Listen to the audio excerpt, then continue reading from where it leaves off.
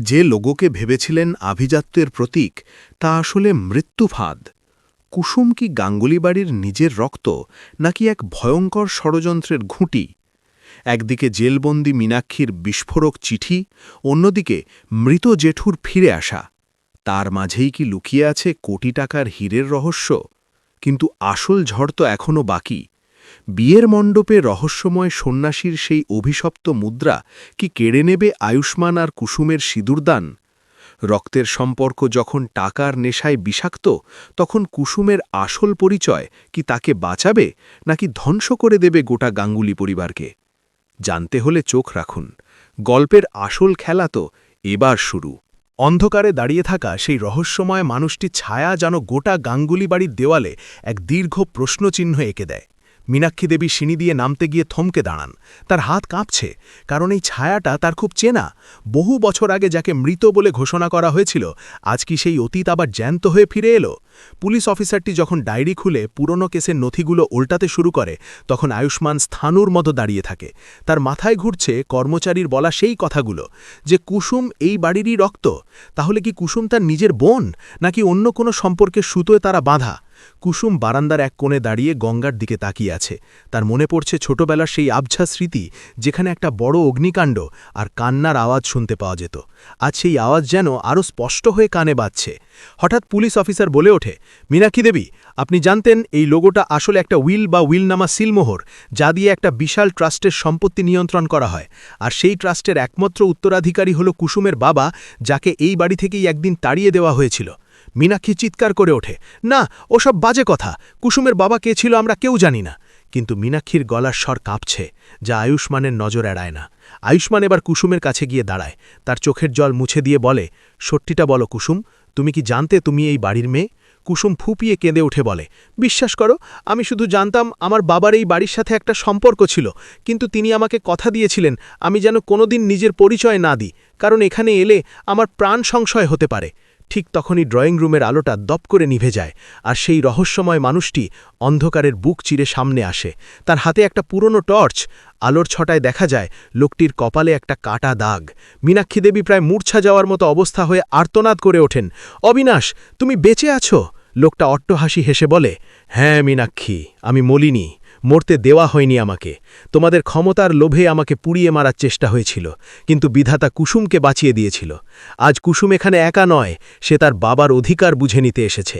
Police তৎক্ষণাৎ অভিনাশকে আটক করতে যায়, কিন্তু অভিনাশ বলে, আগে মীনাক্ষী দেবীর আলমারি তল্লাশি করুন, যেখানে আসল খুনের প্রমাণ আর সম্পত্তির জাল দলিল লুকানো আছে। আয়ুষ্মান বিশ্বাস করতে পারছে না তার গর্ভধারিণী মা এত বড় অপরাধী হতে পারে।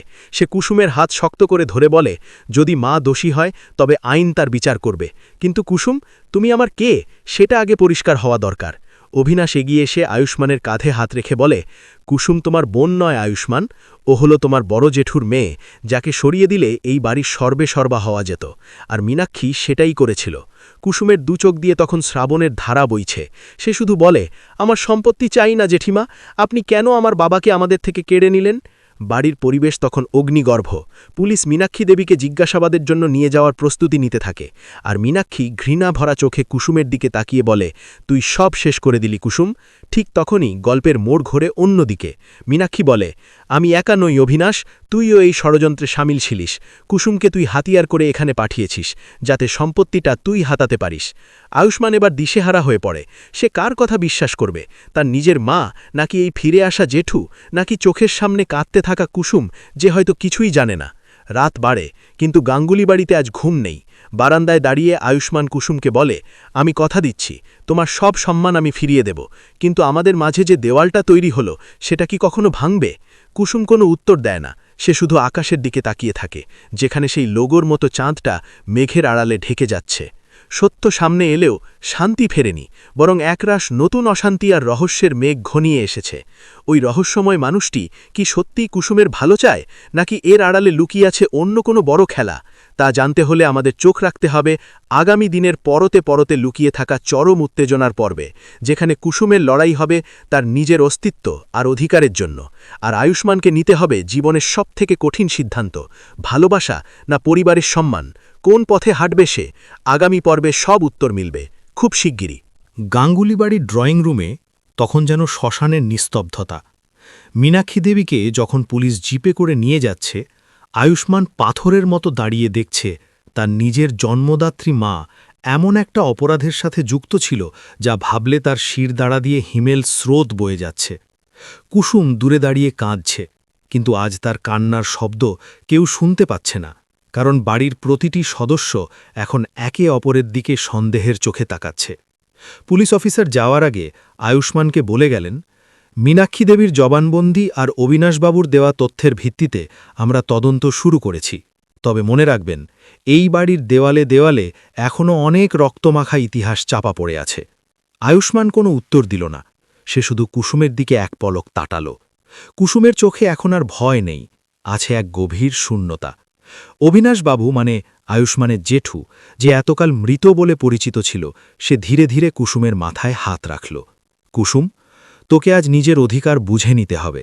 এই বাড়ি তোর বাবার ছিল।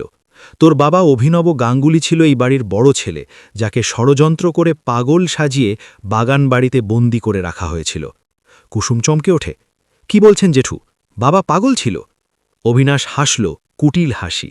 না, সে পাগল ছিল না, তাকে ড্রাগ দিয়ে পাগল বানানো হয়েছিল, আর সেই ড্রাগের যোগান দিত এই বাড়িরই বিশ্বস্ত ডাক্তার সুরজিৎ কুণ্ডু, যে আজ নিখোঁজ। আয়ুষ্মান গর্জে উঠল, থামুন জেঠু, আপনি মিথ্যে বলছেন।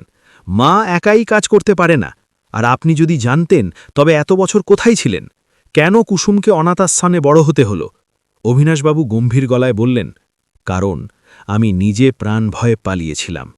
আয়ুষ্মান, মীনাক্ষী আর তার সাঙ্গপাঙ্গরা আমাকেও শেষ করে দিতে চেয়েছিল। আজ সময় এসেছে হিসাব চুকানোর। রাত গভীর হয়, কিন্তু গাঙ্গুলি বাড়ির আলো নেভে না। কুসুম আয়ুষ্মানের ঘরে গিয়ে দাঁড়ায়। আয়ুষ্মান জানালার বাইরে তাকিয়েছিল। কুসুম ধীর গলায় বলল, আয়ুষ্মান, আমি জানি তোমার মনে হচ্ছে আমি তোমাদের সব সুখ কেড়ে নিয়েছি, কিন্তু বিশ্বাস করো, আমি শুধু আমার বাবার পরিচয়টা জানতে চেয়েছিলাম। আয়ুষ্মান ঘুরে দাঁড়াল, তার চোখে জল। সে কুসুমের হাত ধরে বলল, তুমি আমাদের রক্ত কুসুম, অথচ তোমাকে আমরা বাড়ির পরিচারিকার মতো খাটিয়েছি। মা যা করেছে তার ক্ষমা নেই, কিন্তু আমি এখন ভাবছি আমাদের এই সম্পর্কের ভবিষ্যৎ কি? আমরা কি এখনও সেই আগের মতো থাকতে পারব? কুসুম মাথা নিচু করে রইল, কারণ সে জানে সমাজের চোখে এখন সেই বাড়ির মেয়ে আর আয়ুষ্মান তার ভাই। কিন্তু রক্তের সম্পর্ক কি সত্যিই তাই, নাকি এর পেছনেও কোনো বড় রহস্য লুকিয়ে আছে? ঠিক তখনই নিচতলা থেকে একটা বিকট শব্দ আসে। আয়ুষ্মান আর কুসুম দৌড়ে নিচে নামে, গিয়ে দেখে লকার রুমের দরজা খোলা, আর সেখানে মেঝেতে পড়ে আছেন সেই পুরনো কর্মচারী, যার গলায় বিঁধে আছে একটা ধারালো ছুরি। তার হাতের পাশে রক্ত দিয়ে লেখা লোগো। আয়ুষ্মান হতবাক হয়ে যায়, কে করল এটা? বাড়িতে তো পুলিশ পাহারা দিচ্ছে। অবিনাশবাবু সেখান দিয়ে যাচ্ছিলেন। তিনি বললেন, পুলিশ তো বাইরে পাহারা দিচ্ছে, কিন্তু বাড়ির ভেতরে কেউ একজন আছে যে চায় না এই লোগোর রহস্য পুরোপুরি ফাঁস হোক। কুসুম চিৎকার করে ওঠে, আমার ডায়েরিটা কোথায়, যেখানে সেই লোগোটা আঁকা ছিল? দেখা গেল ড্রয়িং রুমের টেবিল থেকে সেই কাগজটা উধাও। কুসুম বুঝতে পারে তার জীবনের প্রতিটি মোড়ে কেউ একজন অদৃশ্য জাল বুনছে।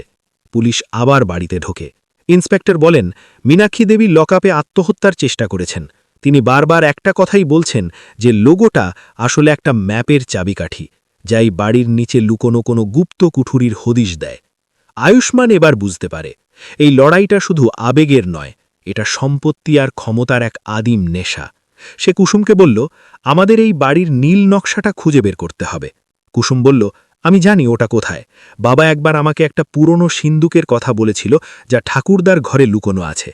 তারা যখন ঠাকুরদার বন্ধ ঘরে ঢোকে, সেখানে ধুলোর আস্তরণ আর মাকড়সার জাল। কুসুম একটা আলমারি সরাতেই দেওয়ালের গায়ে সেই অদ্ভুত লোগোটা খোদাই করা দেখতে পায়। সে সেখানে হাত দিতেই একটা গোপন দরজা খুলে যায়। ভেতরে অন্ধকার আর ভ্যাপসা গন্ধ। আয়ুষ্মান টর্চ নিয়ে ভেতরে ঢোকে, আর যা দেখে তাতে তাদের বুক কেঁপে ওঠে। ঘরের মাঝখানে একটা লোহার চেয়ারে একজন বৃদ্ধ মানুষ শিকল দিয়ে বাঁধা। তার চুল দাড়ি বড় হয়ে গেছে, চোখ দুটো কোটরে বসা। কুসুম চিৎকার করে ওঠে, বাবা! আয়ুষ্মান থমকে যায়। এই কি তবে অভিনব গাঙ্গুলি, যাকে সবাই মৃত জানত? কিন্তু সে তো এখানে জীবিত বন্দী। তাহলে মীনাক্ষী দেবী কি জানতেন যে তিনি কাউকে এখানে আটকে রেখেছেন? অভিনব গাঙ্গুলি ধীর গলায় বলেন, কে তোমরা? আমাকে কি মারতে এসেছ? কুসুম বাবার পায়ে লুটিয়ে পড়ে বলে, আমি তোমার কুসুম বাবা, আমি তোমাকে নিতে এসেছি। অভিনব গাঙ্গুলি ফ্যাল ফ্যাল করে তাকিয়ে থাকেন।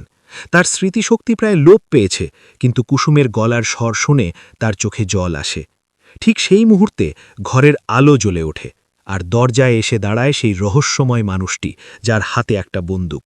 সে আর কেউ নয়, বাড়ির বড় জামাই শুভ্র, যে এতক্ষণ নিজেকে আড়ালে রেখেছিল।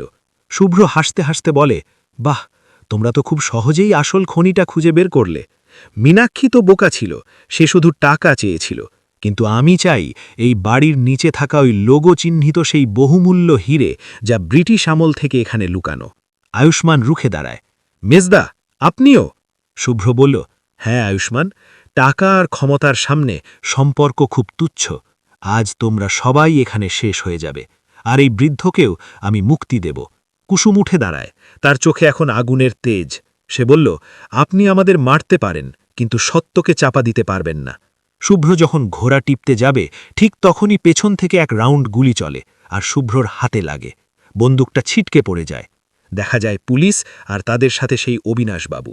অবিনাশবাবু বললেন, খেলা শেষ শুভ্র, আমি জানতাম তুই এই লোভ সামলাতে পারবি না। পুলিশ শুভ্রকে গ্রেফতার করে নিয়ে যায়। ভোরের আলো ফুটছে। গাঙ্গুলি বাড়ির অন্দরে কুসুম তার বাবাকে উদ্ধার করে বাইরে নিয়ে আসে। আয়ুষ্মান কুসুমের পাশে এসে দাঁড়ায়। সে জানে আজ থেকে তাদের জীবন বদলে গেল। কুসুম এখন আর আশ্রিতা নয়, সেই বাড়ির মালকিন। কিন্তু আয়ুষ্মানের মনে একটা কাঁটা খচখচ করছে। অবিনাশবাবু কি সত্যিই তাদের ভালো চেয়েছিলেন, নাকি তিনিও এই দাবার চালের একজন খেলোয়াড়? কুসুম আয়ুষ্মানের দিকে তাকিয়ে বলে, তুমি কি আমার সাথে থাকবে? আয়ুষ্মান বলল, সব সময়। কিন্তু মনে রেখো কুসুম, এই লোগোর রহস্য এখনও শেষ হয়নি, কারণ লোগোটা শুধু সম্পত্তির নয়, ওটা একটা প্রতিশ্রুতির চিহ্ন, যা হয়তো আমাদের আরও বড় বিপদের মুখে ঠেলে দেবে। পরের পর্বে দেখা যাবে মীনাক্ষী দেবী জেল থেকে এক গোপন চিঠি পাঠাবেন আয়ুষ্মানকে, যেখানে লেখা থাকবে কুসুমের জন্ম নিয়ে আরও এক ভয়ঙ্কর সত্য, যা জানলে ছিঁড়ে যাবে সমস্ত সম্পর্কের বাঁধন। কি সেই সত্য? কুসুম কি সত্যিই গাঙ্গুলি বাড়ির মেয়ে, নাকি এর পেছনে অন্য কোনো রহস্য আছে?